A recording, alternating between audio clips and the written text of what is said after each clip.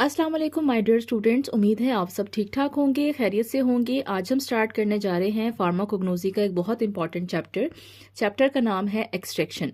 Extraction का जो chapter है ये बेसिकली आपके प्रैक्टिकल पॉइंट ऑफ व्यू से इंपॉर्टेंट है, बट अगर आप लास्ट ईयर के फार्मेसी टेक्नीशियन के पास पेपर्स उठा के देखेंगे तो उसमें आपको नजर आएगा कि एक्सट्रैक्शन के चैप्टर से 2 बार सब्जेक्टिव का क्वेश्चन जो है वो आपसे पूछा जा चुका है। सो बुक के अंदर ये जो चैप्टर है ये थोड़ा डिटेल में लिखा गया है, बट हमने कोशिश की है कि हम इस चैप्टर को 3 पेजेस के ऊपर नोट्स की फॉर्म में कन्वर्ट करें, और अगर आपका पेपर में किसी भी तरह का सवाल आएगा तो इंशाल्लाह आप इन्हीं 3 पेजेस में से किसी भी तरह का अपना सब्जेक्टिव का पार्ट अटेम्प्ट कर सकेंगे। सो आपने इस टॉपिक को एक एक्सपेरिमेंट की तरह से समझना है, बहुत आसान सी चीजें हैं। सो स्टार्ट करते हैं। सबसे पहले हम बात करते हैं कि लफ्ज एक्सट्रैक्शन का मतलब क्या होता है। लफ्ज एक्सट्रैक्शन का मतलब होता है निकालना या अखज़ करना। अगर मेरे पास किसी भी तरह का कोई प्लांट मौजूद है और उस प्लांट के अंदर आपको पता है बहुत सारी चीज़ें मौजूद होती हैं, उसके अंदर ऑयल्स भी होते हैं, उसके अंदर शुगर्स भी होती हैं, उसके अंदर जो है वो आपके पास फिक्स्ड ऑयल्स भी होते हैं, उसके अंदर रेजिन्स भी होते हैं, अल्कलाइड्स भी होते हैं। तो प्लांट्स के अंदर कुदरत ने बहुत सारी चीज़ें रखी हैं। अगर आप उस प्लांट के अंदर से किसी एक चीज़ को निकालना चाहते हैं और इस एक चीज़ को प्योर फॉर्म के अंदर हासिल करना चाहते हैं, फॉर एग्जाम्पल मैं आपसे कहती हूँ ये प्लांट है, इस प्लांट के अंदर से मुझे शुगर्स को अलग करके दिखाएं, तो उस शुगर को अलग करने के लिए आप उस प्लांट के ऊपर जो प्रोसेस अप्लाई करेंगे, जो परफॉर्मेंस आप अप्लाई करेंगे, दैट इज कॉल्ड एक्सट्रैक्शन। सो एक ऐसा प्रोसेस जिसमें हम कंपाउंड्स को सेपरेट कर सकते हैं on the base of their solubility is called extraction. एक ऐसा अमल जिसमें हम किसी भी कंपाउंड के अंदर, कंपाउंड वो चीज होती है जो बहुत सारी चीजों का मिक्सचर होता है, उसको हम कंपाउंड कहते हैं। सो अगर हमारे पास कोई भी कंपाउंड मौजूद है और हम उस कंपाउंड के अंदर से मुख्तलिफ चीज़ों को अलग अलग करना चाहते हैं, किस बेस पर चीज़ें अलग होंगी, चीज़ें जो हैं वो अलग होती हैं कि वो किस चीज़ के अंदर हल होती हैं। आपके लिए जो की वर्ड है वो है सॉल्युबिलिटी। मुख्तलिफ चीज़ों को हम किसी भी कंपाउंड में से अलग कर सकते हैं उन चीज़ों की हल पजीरी की बेस पे। इस प्रोसेस को हम एक्सट्रैक्शन कहते हैं। अब जो आप चीज़ें अलग कर रहे हैं वो किसी ना किसी चीज़ के अंदर हल होनी चाहिए। सो आपने ये चीज़ याद रखनी है कि जब भी आपने एक्सट्रैक्शन करनी है, आपने एक्सट्रैक्शन के लिए किसी ना किसी तरह का कोई ना कोई लिक्विड यूज़ करना है। विदाउट लिक्विड हम एक्सट्रैक्शन का प्रोसेस नहीं कर सकते। सो वो लिक्विड जो हम एक्सट्रैक्शन के प्रोसेस में इस्तेमाल करते हैं उसको हम मेंस्ट्रुम कहते हैं। ये लिक्विड वाटर भी हो सकता है, ये लिक्विड जो है वो कोई अल्कोहल भी हो सकता है, या किसी और तरह का कोई भी लिक्विड आप इस्तेमाल कर सकते हैं। डिपेंड करता है कि आप किस तरह की ड्रग को एक्सट्रैक्ट करना चाहते हैं। तो जिस तरह की हमारी ड्रग होती है उसकी बेस पर हम उसका लिक्विड सेलेक्ट करते हैं। सो यहाँ पे जो कीवर्ड है वो है सॉल्युबिलिटी, कि एक्सट्रैक्शन किस बेस पे की जाती है। मुख्तलिफ जो कंपाउंड्स हैं या जो मुख्तलिफ कंपोनेंट्स हैं किसी भी ड्रग के अंदर, उनकी हल पजीरी की बेस पर अगर हम उनको अलग करते हैं तो इस अमल को हम एक्सट्रैक्शन कहते हैं। पहले मैंने 3 से 4 डेफिनेशंस लिखी हैं, आपको वो डेफिनेशंस आनी चाहिए। फर्स्ट डेफिनेशन है मेंस्ट्रुम। मेंस्ट्रुम का मैं आपको बता चुकी हूँ कि वो लिक्विड जो हम एक्सट्रैक्शन के प्रोसेस में यूज़ करते हैं उसको हम मेंस्ट्रुम कहते हैं। जब आप एक्सट्रैक्शन कर लेते हैं तो उसके बाद जो वेस्ट मटेरियल आपके पास बच जाता है उस वेस्ट मटेरियल को हम कहते हैं मार्क। अब मैं इसको आपको एक सिंपल सी एग्जांपल देती हूँ। फॉर एग्जांपल आप चाय बनाते हैं। अब चाय बनाने के लिए हम क्या करते हैं, चाय बनाने के लिए हम पत्ती का इस्तेमाल करते हैं। अब पत्ती बेसिकली क्या है, पत्ती को आप समझे, पत्ती जो है वो हमारी किसी पौधे से हासिल होती है, तो वो बेसिकली एक ड्रग है, ठीक है, जिसके अंदर हमारे पास टी, जिसको आप टी कहते हैं, टी के अंदर थियोफाइलिन नामी एक केमिकल मौजूद होता है। या अगर आप कॉफी बनाना चाहते हैं तो कॉफी के अंदर एक केमिकल मौजूद होता है जिसको हम कैफीन कहते हैं। सो जब भी हम पत्ती को या कॉफी को पानी के अंदर डालते हैं तो पानी के अंदर वो जो केमिकल है कैफीन या थियोफाइलिन वो निकलकर पानी के अंदर आ जाता है। उसके बाद जब हम चाय बनाते हैं तो जब हम पत्ती उस पानी के अंदर ऐड करते हैं तो थियोफाइलिन नामी केमिकल निकल के हमारे पानी के अंदर, दूध के अंदर मिक्स हो जाता है। उसके बाद जब चाय बन जाती है तो हम क्या करते हैं, उस चाय में से जो पत्ती होती है उसको हम छान लेते हैं। क्यों छान लेते हैं, क्योंकि हमें पत्ती के अंदर से जो खुशबू चाहिए थी, जो फ्लेवर चाहिए था, वो निकल के पानी के अंदर आ गया है। अब आप देखें उस पत्ती के अंदर से केमिकल को निकालने के लिए हमने पानी या दूध का इस्तेमाल किया था। उस पानी या दूध को हम क्या कहेंगे, क्योंकि वो लिक्विड है तो उसको हम कहेंगे कि हमने मेंस्ट्रुम का इस्तेमाल किया था। जब चाय बन गई तो उसको आप जब कप में शिफ्ट करते हैं तो फिर हम क्या करते हैं, छन्नी का इस्तेमाल करते हैं और छन्नी से हम चाय को छानते हैं। जो भी वेस्ट मटीरियल होता है वो हमारी छन्नी के ऊपर रह जाता है। तो वो जो वेस्ट मटीरियल हमारी छन्नी के ऊपर रह जाता है उसको हम क्या कहते हैं, मार्क कहते हैं। सो बेसिकली जब आप घर में टी बना रहे होते हैं या कॉफ़ी बना रहे होते हैं तो उसमें भी आप एक्सट्रैक्शन का प्रोसेस इस्तेमाल कर रहे होते हैं। ठीक हो गया। सो ये सिंपल से एग्जांपल है एक्सट्रैक्शन की। जो लिक्विड यूज़ करते हैं उसको मेंस्ट्रुम कहते हैं। जो वेस्ट मटेरियल पीछे बच जाता है, जो इसकी हमें ज़रूरत नहीं होती, उसको हम मार्क कहते हैं। फिर दो टर्म्स आपकी बुक के अंदर मेंशन है कि व्हाट इज़ कम्युनिशन, और दूसरी टर्म आपके पास आती है इम्बिबिशन। कम्युनिशन का मतलब होता है किसी भी चीज़ के साइज़ को कम करना, इज कॉल्ड कम्युनिशन। फॉर एग्जाम्पल आपके पास जो पत्ती है अगर वो बहुत मोटे मोटे साइज़ में होगी तो उसको डिसॉल्व करना मुश्किल हो जाएगा।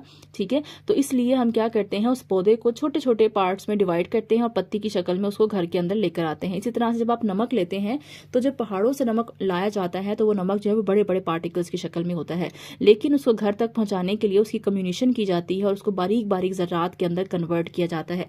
सो एक ऐसा अमल जिसमें आप किसी भी चीज़ के साइज़ को छोटा करते हैं उसको आप कम्युनिशन कहते हैं। कम्युनिशन करने का फ़ायदा क्या होता है, जब आप किसी भी चीज़ के साइज़ को छोटा कर देते हैं तो चीज़ का सरफेस एरिया जो है वो बढ़ जाता है।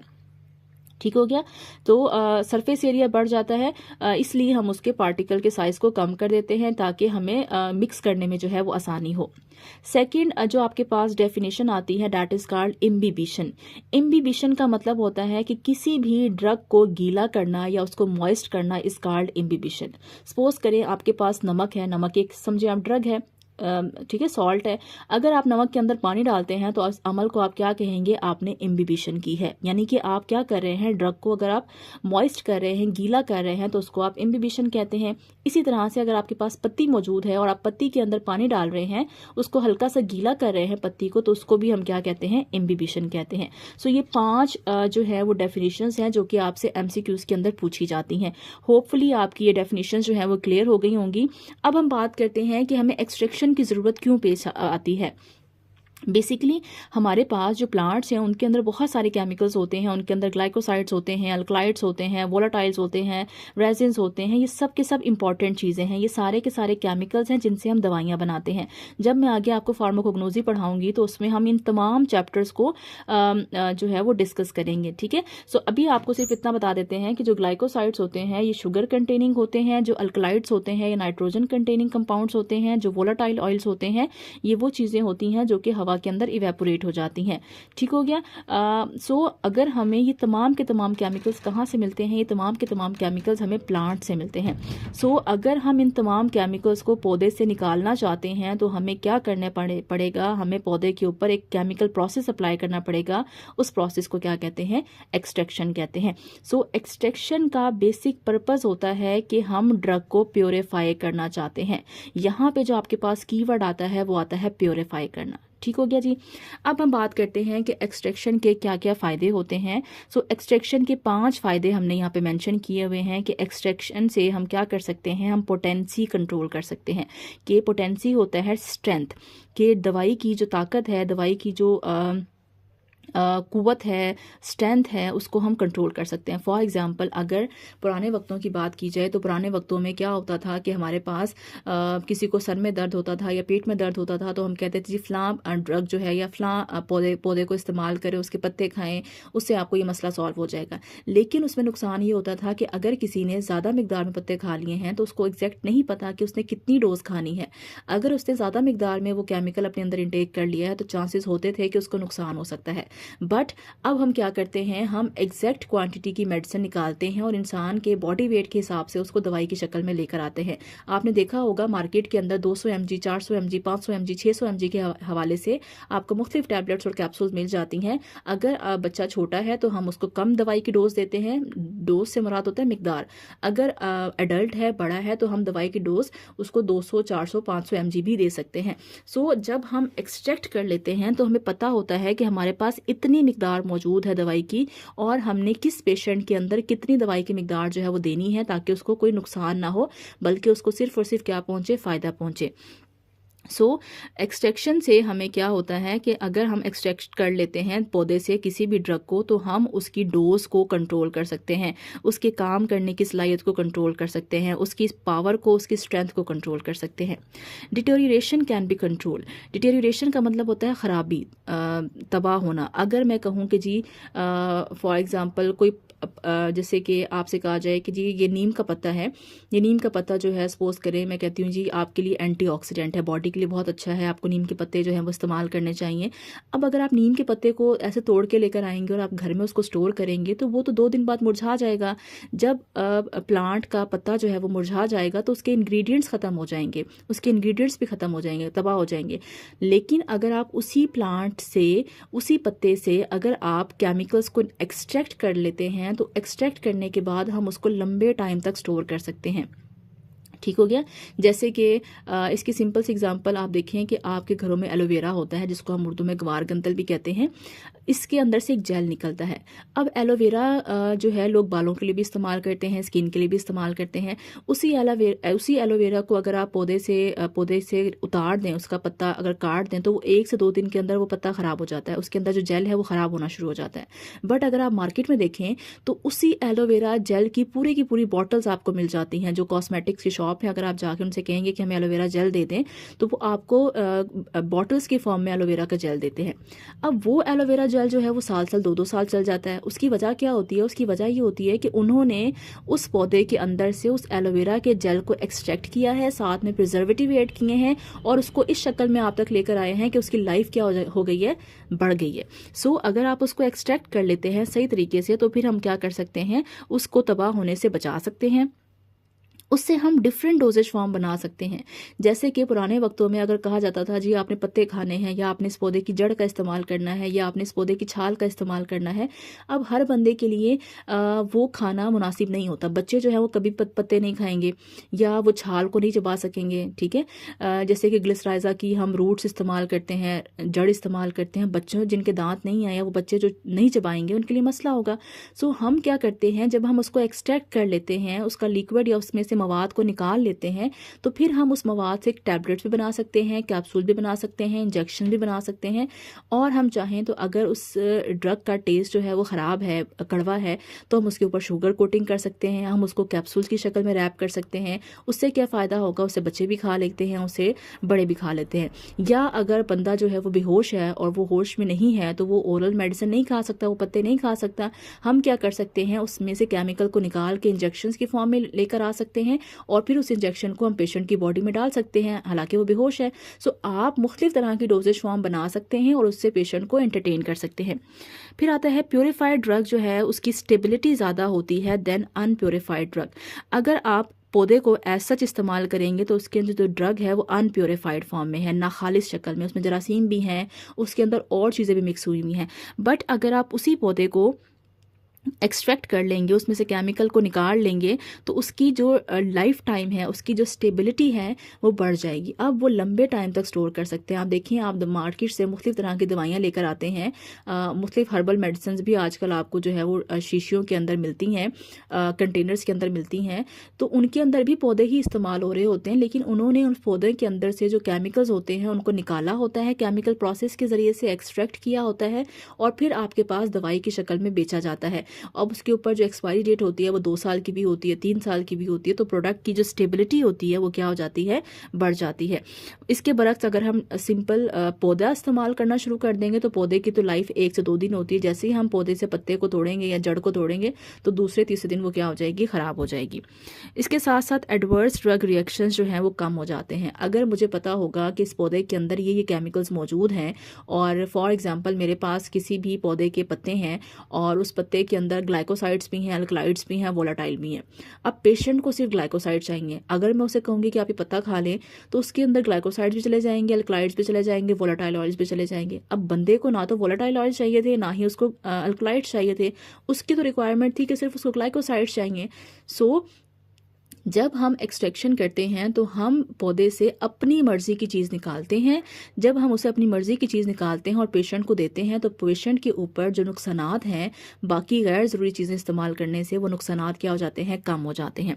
सो ये कुछ एडवांटेजेस थे, होपफुली आपको समझ आ गए होंगे। अब हम बात करते हैं थ्योरी ऑफ एक्सट्रैक्शन की, कि जब भी थ्योरी ऑफ एक्सट्रैक्शन से मुराद है कि जब हम एक्सट्रैक्शन करते हैं तो क्या क्या स्टेप्स हमें यूज़ करने पड़ते हैं। सबसे पहले आपने जब भी कोई ड्रग लेनी है, जब भी किसी पौधे से कोई पौधे को आपने लेना है, तो कोशिश करेंगे कि पौधे के साइज़ को हम क्या कर लेंगे, छोटा कर लेंगे, ताकि जब भी आप किसी छोटी चीज़ को, किसी भी चीज़ के साइज़ को छोटा कर लेते हैं तो उसको गीला करना जो है वो हमारे लिए आसान हो जाता है।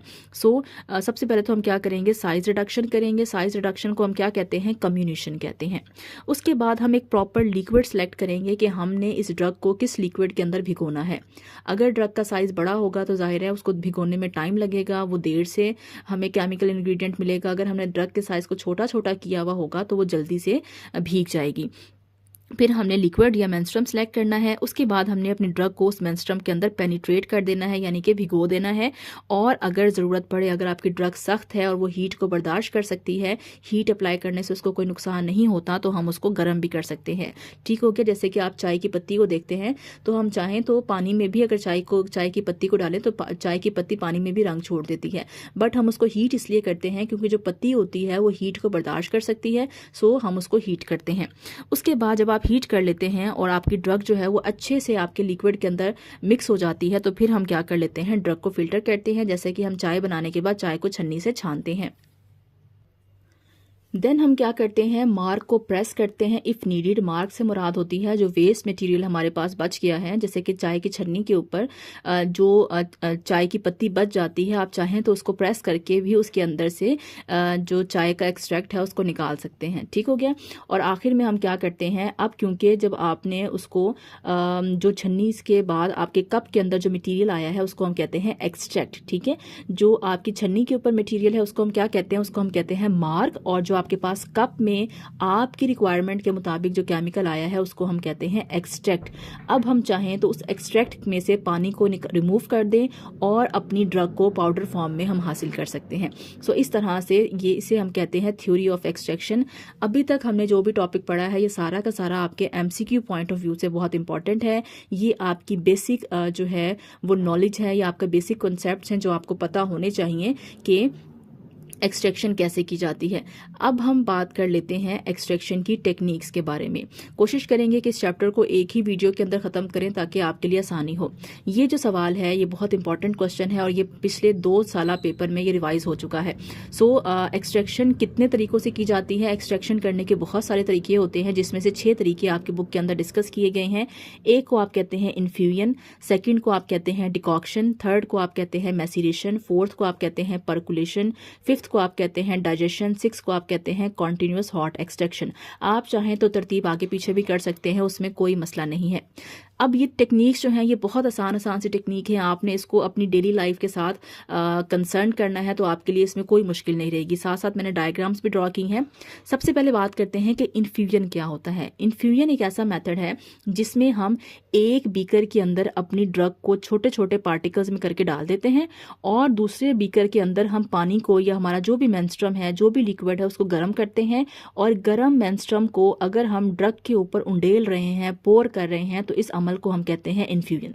बहुत सिंपल सी बात है। In this method hot menstruum is pour on the crude drug for the certain period of time. हम क्या करते हैं, ड्रग लेते हैं, उसके ऊपर गर्म मेंस्ट्रुम को उंडेल देते हैं और मेंस्ट्रुम डालने के बाद हम ड्रग को ढक के रख देते हैं और इसको कुछ दिनों के लिए छोड़ देते हैं। फिर क्या होता है जी, ड्रग जो है वो आहिस्ता आहिस्ता मेंस्ट्रुम के अंदर भीगती जाती है, ड्रग जो है सॉफ्ट हो जाती है और ड्रग के अंदर, या जो हमारे पास क्रूड ड्रग से मुराद होती है नाखालिस फॉर्म। ठीक है। क्रूड ड्रग का मतलब होता है नाखालिस शक्ल, यानी पौधे के सपोज करें आपने पत्ते ले लिए हैं या आपने पौधे की जड़ ले ली है, उसको हम क्रूड ड्रग कहते हैं। सही हो गया। आपने गर्म लिक्विड उसके ऊपर डाल दिया है और आपने उसको ढक के कुछ दिनों के लिए छोड़ दिया है। उसके बाद आप क्या करेंगे, जब आप ढक्कन खोलेंगे तो आप देखेंगे जी आपके जो ड्रग है वो निकल के पानी के अंदर या आपके लिक्विड के अंदर मिक्स हो जाएगी। फिर हम क्या करेंगे कि जब अपनी ड्रग को छान लेंगे, फिल्टर पेपर रखेंगे और इस बीकर को, पानी को फिल्टर पेपर के ऊपर से गुजारेंगे और हमारे नेक्स्ट बीकर के अंदर साफ सुथरा हमारे पास केमिकल हासिल हो जाएगा। इस प्रोसेस को हम कहते हैं इन्फ्यूजन। इसको अगर हम सिंपल समझें तो आप इसको ऐसे समझें कि आप क्या करते हैं जी, जैसे हम चावल भिगोते हैं तो हमारे पास जो चावल है, आप समझे चावल के अंदर क्या होती है, ड्रग के तौर पर चावल के अंदर स्टार्च होती है। वो जो वाइट पानी निकलता है चावल के अंदर से, वो बेसिकली स्टार्च होता है। स्टार्च एक शुगर है या वो कार्बोहाइड्रेट है। तो हम क्या करते हैं, चावल लेते हैं और उसके ऊपर पानी डाल देते हैं। बस फ़र्क ये है कि वो पानी हम नॉर्मल डालते हैं, बट अगर आप उसके अंदर गर्म पानी डालेंगे और आप उस चावल को भिगोने के लिए छोड़ देंगे कुछ घंटों के लिए, कुछ दिनों के लिए, तो क्या होगा कि आपके जो चावल के इंग्रेडिएंट्स हैं वो निकल कर आपके पानी के अंदर आना शुरू हो जाएंगे। तो इस अमल को हम क्या कहते हैं, इस अमल को हम कहते हैं इन्फ्यूजन।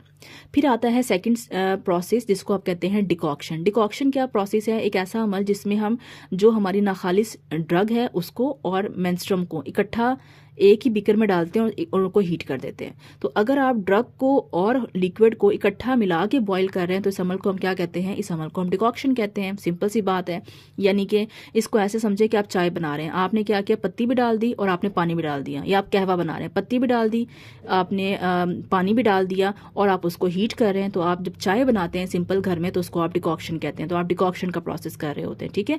फिर हम क्या करते हैं कि जब हमारी चाय बन जाती है तो हम इसको छान लेते हैं। जो मार्क होता है वो हमारा फिल्टर पेपर के ऊपर आ जाता है, छन्नी के ऊपर आ जाता है, और हमारा जो कप होता है, जो हमारा नेक्स्ट कंटेनर होता है, उसके अंदर हमारे पास फिल्टर हासिल हो जाता है जिसको हम एक्सट्रैक्ट कहते हैं।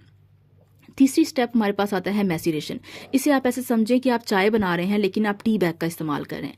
अब टी बैग में क्या होता है कि हमारे पास जो टी बैग है उसके अंदर हमारे पास एक बारीक सा कपड़ा होता है, ठीक है, पोरस क्लोथ होता है, और उसके अंदर हमने ड्रग रखी होती है। आप टी बैग को कभी देखें तो वो कपड़ा होता है जिसके अंदर हल्के हल्के से पोर्स होते हैं और उसके अंदर हमने चाय की पत्ती रखी होती है। जो चाय की पत्ती है वो बेसिकली ड्रग है और जो पोरस क्लोथ है वो टी बैग का कवर है। सही हो गया। अब हम क्या करते हैं, हम उस टी बैग को लेते हैं और अपने कप के अंदर हम उसको क्या करते हैं, हिलाते हैं, पोर करते हैं, छोड़ देते हैं। तो उससे क्या होता है कि जो हमारी ड्रग के केमिकल्स होते हैं वो निकल के कहाँ आना शुरू हो जाते हैं, हमारे पानी के अंदर आना शुरू हो जाते हैं। सो इस तरह से अगर आप चाय बनाते हैं तो उसको हम मैसीरेशन कहते हैं। तो आपने रूटीन में याद रखना है कि जब आप चावल भिगोते हैं तो उसको इन्फ्यूजन कहते हैं। जब आप चूल्हे के ऊपर चाय बना रहे होते हैं खुली पत्ती का इस्तेमाल करके तो उसको आप डिकॉक्शन कहते हैं। और जब आप टी बैग का इस्तेमाल करके अपने लिए कहवा बना रहे होते हैं, चाय बना रहे होते हैं, तो उसको हम मैसीरेशन कहते हैं। अब करना क्या है कि इस मेथड में ड्रग को पाउडर फॉर्म में होता है। आप गौर करें तो पत्ती जो होती है वो ज़्यादा बारीक फॉर्म में होती है। जब हमारे पास टी बैग की बारी आती है उसको हम कवर करते हैं पोरस क्लोथ में, ये हमने कवर किया हुआ है, ये ड्रग है, और उसको हम डिप कर देते हैं मेंस्ट्रुम में। और कितने दिन के लिए छोड़ देते हैं, 2 से 14 दिन के लिए हम उसको छोड़ देते हैं। और उसके बाद जब हम इसको खोलते हैं तो हम देखते हैं कि इस ड्रग के अंदर से जितने भी केमिकल्स होते हैं वो निकल के हमारे पास कंटेनर में आ जाते हैं। फिर हमारे पास फोर्थ प्रोसेस आता है। फोर्थ प्रोसेस को हम कहते हैं डाइजेशन। डाइजेशन और मैसीरेशन ऑलमोस्ट सेम है। फ़र्क सिर्फ ये है कि इसमें हम क्या कर रहे थे, इसमें हमने मेंस्ट्रुम लिक्विड लिया था और हमने ड्रग को इस तरह से पैक करके इसके अंदर छोड़ दिया था, लेकिन हमने हीट नहीं किया था। अगर हम नीचे हीट लगा दें, चूल्हा जला दें, हल्का सा जेंटल हीट कर दें, तो जब आपने इसको हीट करना शुरू कर दिया तो इसको हम क्या कहेंगे, डाइजेशन कहेंगे। यानी कि कुछ लोग ऐसे भी होते हैं जो कहते हैं जी हमें टी बैग वाली चाय ही पीनी है लेकिन हमें चूल्हे पे पकी हुई होनी चाहिए। सो अगर आप टी बैग वाली चाय बना रहे हैं और कप में बना रहे हैं तो उसको आप मैसीरेशन कहेंगे। अगर आप टी बैग वाली चाय बना रहे हैं और साथ में आप उसको चूल्हे पे इस्तेमाल कर रहे हैं, चूल्हा यूज़ कर रहे हैं उसके लिए, तो उसको हम क्या कहेंगे, डाइजेशन कहेंगे। आई होप ये बहुत सिंपल हो गया होगा आपके लिए। So maceration in the presence of gentle heat is called digestion. ठीक हो गया।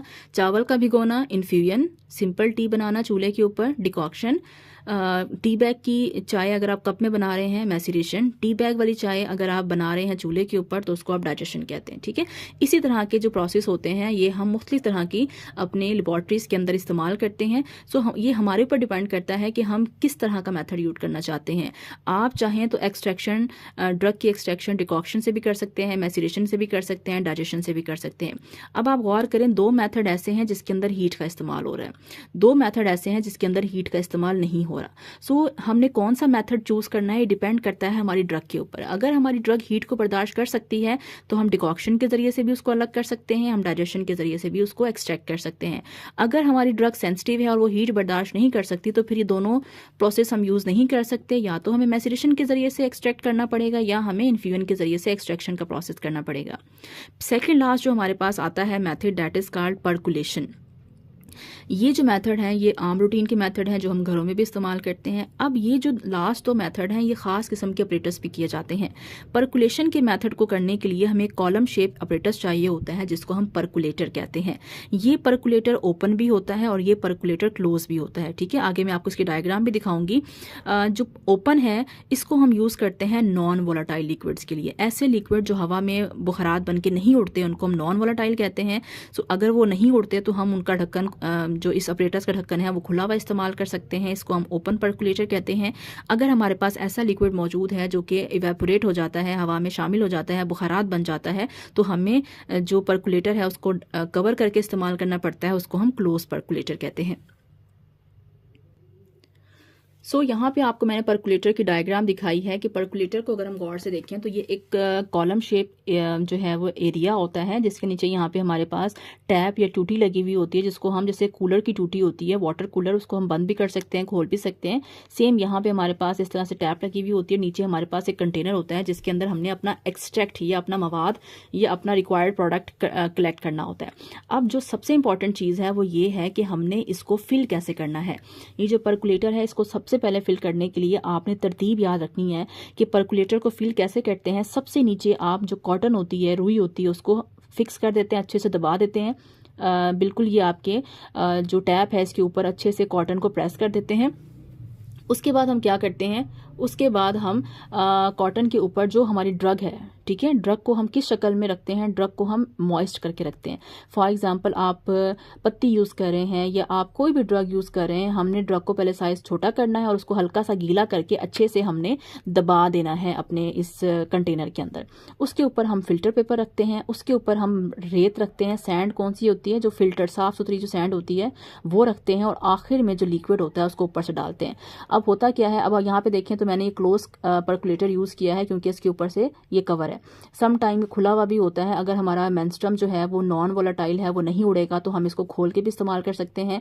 अगर हमारा मेंस्ट्रुम ऐसा है जो कि उड़ सकता है, जैसे कि कुछ ऑयल्स होते हैं, जैसे कि आपके पास जीरे का तेल होता है या हमारे पास फेनल का, सौंफ का तेल होता है, वो उड़ते हैं। लेकिन अगर हमारे पास बादाम का तेल है तो वो नहीं उड़ता, उसकी या पानी है वो नहीं उड़ेगा, तो उसके लिए हम जो है वो खुला हुआ कंटेनर भी यूज़ कर सकते हैं।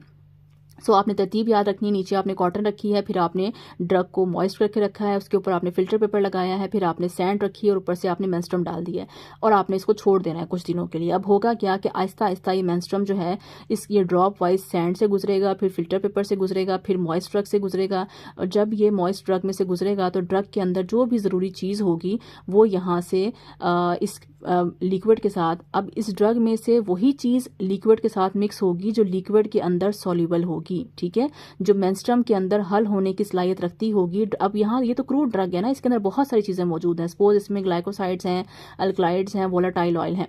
हमने मेंस्ट्रुम वो चूज़ करना है जो हमने केमिकल निकालना है। अगर मुझे ग्लाइकोसाइड निकालना है तो मैं वही लिक्विड यूज़ करूँगी जो ग्लाइकोसाइड के अंदर हल होने की सलाहियत रखता है। अगर मुझे अल्कलाइड्स निकालने हैं तो मैं वही लिक्विड यूज़ करूँगी जो अल्कलाइड्स को अपने अंदर हल करने की सलाहियत रखता है, ठीक है। सो आपने क्रूड ड्रग में से जो चीज़ निकालनी है उसकी बेस पे आपने मेंस्ट्रुम सेलेक्ट करना है। मेंस्ट्रुम जो है वो आहिस्ता आहिस्ता ड्रग में से गुजरेगा और देखेगा जी अगर हमने ग्लाइकोसाइड अलग करने हैं तो हमने उसी हिसाब से मेंस्ट्रुम लिया होगा। ये मेंस्ट्रुम ग्लाइकोसाइड को एब्जॉर्ब करेगा, उसके अंदर हल होगा और कॉटन से गुजर के ड्रॉप वाइज एक कलेक्टर में आना शुरू हो जाएगा, ठीक हो गया। सो यही प्रोसेस हमने यहाँ पे लिखा है। आपने अगर ये डायग्राम बना दी तो आपके एक्सटर्नल को समझ आ जाएगी, उसको रीड करने की भी ज़रूरत नहीं पड़ेगी। और लास्ट में हमारे पास आता है कॉन्टिन्यूस हॉट एक्सट्रैक्शन। इसके लिए हम एक ऑपरेटर्स इस्तेमाल करते हैं, एमसीक्यू के हवाले से याद रखेंगे। ऑपरेटर्स का नाम होता है सॉक्सलेट ऑपरेटर्स। ये लास्ट टाइम भी पेपर में एमसीक्यू आया हुआ है। इस ऑपरेटर्स को अगर आप देखें बड़ा आसान सा ऑपरेटर्स है। इसमें होता क्या है कि नीचे हमारे पास एक हीटर लगा हुआ होता है, इलेक्ट्रिक हीटर होता है जिससे हीट प्रोड्यूस होती है। उसके ऊपर हमारे पास एक कॉनिकल फ्लास्क होती है राउंड शेप, जिसके अंदर हमने लिक्विड भरा हुआ होता है, ठीक है। ये फ्लास्क होती है, उसके ऊपर हमारे पास एक चैम्बर होता है जिसके अंदर हमने जो भी ड्रग क्रूड ड्रग ड्रग है जिसमें से हमने चीज़ों को एक्सट्रैक्ट करना है वो हमने यहाँ पे रखी होती है। पत्ते भी हो सकते हैं, ये कोई जड़ भी हो सकती है पौधे की तना भी हो सकता है, कुछ भी जो भी ड्रग है उसको छोटा छोटा करके हमने इसके अंदर डाल देते हैं। उसके ऊपर एक कंडेंसर लगा होता है और उसके ऊपर से कूलिंग वाटर होता है। यहाँ पे पाइप लगाते हैं और पानी की सप्लाई यहाँ दी जाती है। ठीक है, पानी हमने यहाँ भी भरा हुआ है। जब हम पानी यहाँ भरते हैं तो पानी पीछे से पाइप के जरिए से भी यहाँ पे आ जाता है। तो अगर आप यहाँ से नहीं भरना चाहते तो हम यहाँ से पानी भर के रख देते हैं।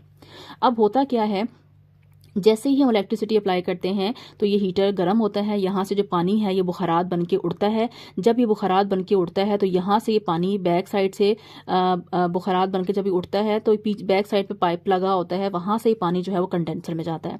कंडेंसर का मतलब ये होता है कि वो कंडेंसर एक ऐसी चीज़ होती है जो कि बुखारात को वापस लिक्विड के अंदर कन्वर्ट करती है। पहले ये पानी ठंडा था, जब ये गर्म हुआ तो ये बुखारात बन के ऊपर उठा, ये कंडेंसर के पास गया। कंडेंसर क्या करेगा, इसको दोबारा से बुखारात को या स्टीम को वापस से गर्म ड्रॉपलेट्स के अंदर, पानी के कतरों के अंदर कन्वर्ट करेगा।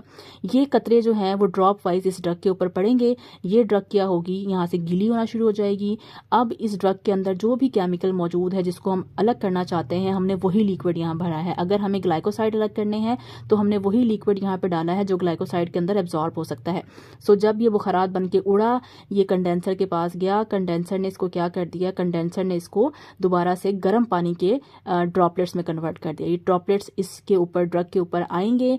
ये ड्रग जो है यहाँ से ड्रॉपलेट्स और ड्रग जो है वो आपस में मिक्स होंगे और इस पाइप के ज़रिए से वो जो हमारा एक्सट्रैक्ट है, जो ड्रग के अंदर केमिकल है, वो लिक्विड की शक्ल में हमारे पास यहाँ पे आना शुरू हो जाएगा। ठीक है, इसके पीछे कंटेनर पॉइंट लगा हुआ होता है। सो ये यहाँ से पानी गर्म होकर ऊपर उठता जाता है और जो एक्सट्रैक्ट होता है वो वापस यहाँ से आके यहाँ पे जमा होना शुरू हो जाता है।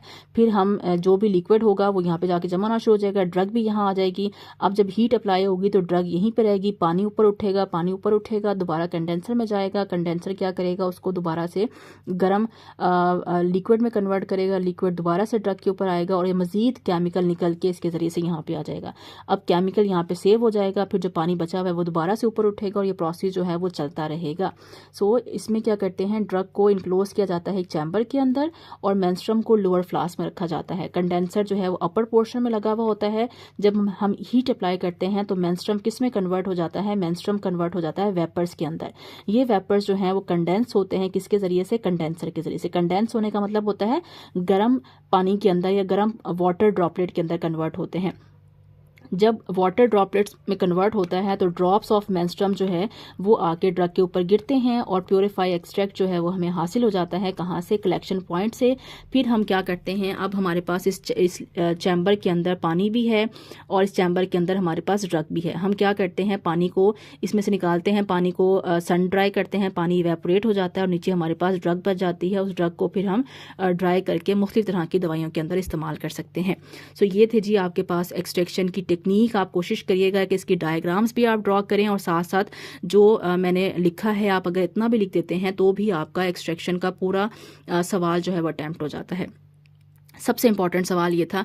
अब बात करते हैं कि अगर हमारे पास सवाल आ जाए कि right a note on infusion, तो हमने तो बस इन्फ्यूजन की डेफिनेशन पढ़ी हुई है। या हमारे पास सवाल आ जाए right a note on percolation, तो हमने तो बस परकुलेशन की डेफिनेशन पढ़ी हुई है। इसी तरह से हमने सिर्फ डिकॉक्शन की डेफिनेशन पढ़ी हुई है। या हमारे पास सवाल आ जाए right a note on digestion, तो हमने तो बस डाइजेशन की एग्जाम्पल पढ़ी हुई है या डेफिनेशन पढ़ी हुई है। सो हमने उसको कैसे पेपर में अटैम्प्ट करना है। आप क्या करेंगे, आपके पास कोई भी सवाल आ जाए, सपोज आपके पास सवाल आ गया है write a detail note on infusion, या आपके पास सवाल आ गया है write a detail note on continuous hot extraction, या आपके पास सवाल आ गया है write a detail note on digestion. आप क्या करेंगे, सबसे पहले आप डिफाइन करेंगे एक्सट्रैक्शन को। मैं ऑलरेडी डिफाइन कर चुकी हूँ, वहाँ से एक्सट्रैक्शन की डेफिनेशन उठाएंगे, मेंस्ट्रुम की डेफिनेशन उठाएंगे वो लिख देंगे, मार्क की डेफिनेशन उठाएंगे वो लिख देंगे। उसके बाद आप लिखेंगे अपरेटस रिक्वायर्ड, कि हमने इस प्रैक्टिकल को परफॉर्म करने के लिए कौन सा अपरेटस यूज़ करना है। जैसे कि यहाँ पे आपको लिखा हुआ है अपरेटस में आप लिख देंगे हीटर चाहिए, कॉनिकल फ्लास्क चाहिए, हमें कंडेंसर चाहिए, पाइप्स चाहिए, इसमें हम लिख देंगे कलेक्टर चाहिए, कॉटन चाहिए, कॉनिकल कॉलम चाहिए, ठीक है, हमें सैंड चाहिए, फिल्टर पेपर चाहिए, मेंस्ट्रुम चाहिए। इसी तरह से हम इन्फ्यूजन में लिख देंगे हमें बीकर चाहिए, मेंस्ट्रुम चाहिए, हीट चाहिए। तो जो भी ऑपरेटर्स आप डायग्राम अगर आपने पढ़ी हुई होगी आपको पता होगा उसमें से 3 से 4 अगर आप 3 भी लिख देंगे तो भी बहुत है, ऑपरेटर्स के नाम लिख देंगे। देन आपके पास जो भी मेथड आया है, फॉर एग्जांपल इन्फ्यूजन आया है तो इन्फ्यूजन की डेफिनेशन लिख देंगे बस। अगर डिकॉक्शन आया है, डिकॉक्शन की डेफिनेशन लिख देंगे बस। उसके बाद उसकी डायग्राम बना देंगे और आखिर में जो हमने स्टार्टिंग में एडवांटेजेस पढ़े थे एक्सट्रैक्शन के वो आप लिख देंगे। ठीक है। सो किसी भी तरह का इन 6 जो आपके सवाल हैं, जो 6 टेक्निक्स हैं, उनमें से अगर कोई भी लॉन्ग क्वेश्चन आपके पास आ जाता है तो आपने ये तरतीब रखनी है। सबसे पहले एक्सट्रैक्शन को डिफाइन, देन मेंस्ट्रुम को डिफाइन, देन मार्क को डिफाइन, देन ऑपरेटर्स बता दें, जो भी प्रोसेस आया है उसकी डेफिनेशन लिखाएं, उसकी डायग्राम बना दें और आखिर में एक्सट्रैक्शन के 3 से 4 एडवांटेजेस लिख दें। ये जब आप लिखेंगे तो ये आपका तकरीबन 1.5 पेज कवर कर जाएगा। सही हो गया। और ये मोर देन इनफ है। इसमें से 5 में से 4.5 नंबर आपको कोई भी आसानी से दे देगा। ठीक है। सो आपको एक्स्ट्रा कुछ भी याद करने की ज़रूरत नहीं पड़ेगी। जो थोड़ी सी चीज़ एक्स्ट्रा इसमें रह गई है वो ये था कि जो हमने मैसरेशन का प्रोसेस पढ़ा था, जिसमें हमने पढ़ा था कि जी हम टी बैग जो है वो यूज़ करते हैं और हम उसमें ड्रग को जो है वो पैक करके इस्तेमाल करते हैं। तो उसमें आपकी बुक के अंदर लिखा हुआ है कि हम मैसरेशन जो है वो सिंगल भी कर सकते हैं, डबल मैसरेशन भी कर सकते हैं, ट्रिपल मैसरेशन भी कर सकते हैं। उसमें कोई रॉकेट साइंस नहीं है। वो सिंपल सी बात ये है कि अगर आपके पास एक टी बैग है और आपके घर में 3 मेहमान आ गए हैं, सो आप क्या करेंगे कि आप पहले उस टी बैग को कप नंबर 1 में डिप करेंगे। ठीक है। उसे हम कहेंगे सिंगल मैसरेशन। अब आप अगर उसी टी बैग को निकाल के कप नंबर 2 में शिफ्ट कर देंगे तो उसी टी बैग से या उसी ड्रग से, उसी पोरस क्लोथ के अंदर जो ड्रग है उससे हम दूसरे कप में भी केमिकल को एक्सट्रैक्ट कर रहे हैं। तो जब आपने उसको दूसरे कप में डाला, कुछ जो पत्ती का कलर है वो सेकंड कप में भी आएगा, उसको हम कहेंगे डबल मैसरेशन। और अगर आप उसी टी बैग को उठा के कप नंबर 3 में डालते हैं और उसे तीसरे कप की भी चाय बनाने की कोशिश करते हैं तो कुछ ना कुछ ड्रग का कलर, कुछ ना कुछ ड्रग का टेस्ट निकल के आपके तीसरे कप में भी आएगा। उससे हम कहते हैं ट्रिपल मैसरेशन। सो ये बड़ा आसान सा कंसेप्ट है। अगर आपसे वाइवा में पूछ भी लिया जाए तो आपको पता होना चाहिए कि एक ऐसा अमल जिसमें हम एक ही ड्रग को पहले एक लिक्विड के अंदर मिक्स करते हैं, फिर उसी ड्रग को निकाल के, क्योंकि वो कपड़े में होती है, उसी ड्रग को निकाल के हम एक नए लिक्विड में मिक्स करते हैं तो उसको डबल कह देते हैं। जब आप उसी ड्रग को निकाल के एक तीसरे लिक्विड के अंदर डालते हैं तो उसको आप ट्रिपल मैसरेशन कहते हैं। आई होप ये लेक्चर आपको समझ आया होगा। इन 3 पेज से आपकी पूरा एक्सट्रैक्शन का टॉपिक जो है वो कवर हो गया होगा। फिर भी अगर आपको समझ नहीं आ रहा और आपको लगता है कि आप इस मेथड को प्रॉपर नहीं लिख सकते तो आप मुझे ज़रूर बताएं। मैं कोशिश करूँगी कि मैं हर मेथड को नोट्स की फॉर्म में जो है वो आपको राइट डाउन कर दूं ताकि आपको याद करने में आसानी हो और आपका पेपर जो है वो बहुत अच्छा हो जाए। कोई भी सवाल है तो आप मुझसे ज़रूर पूछें। वीडियो पसंद आई है तो प्लीज़ वीडियो को लाइक करें, चैनल को सब्सक्राइब करें और अपने फ्रेंड्स में इसको ज़रूर शेयर करें। बहुत शुक्रिया आप सबका। Thank you so much. Allah हाफ़िज़।